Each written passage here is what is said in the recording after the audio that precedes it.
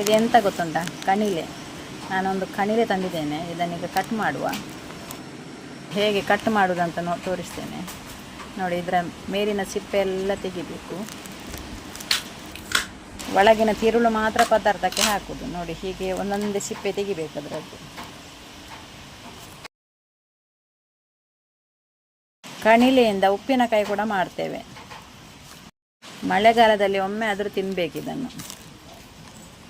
ಸಿಪ್ಪೆ ತೆಗೆದು ಸಣ್ಣದಾಯಿತು ನೋಡಿ. ಆಯಿತು. ಇದು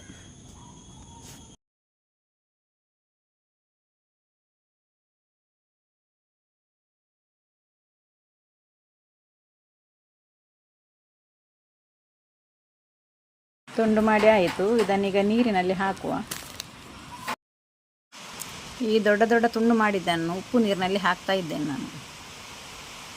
ಯಾವಾಗ ಬೇಕಾದರೂ ಪದಾರ್ಥಕ್ಕೆ ತೆಗಿಬಹುದು.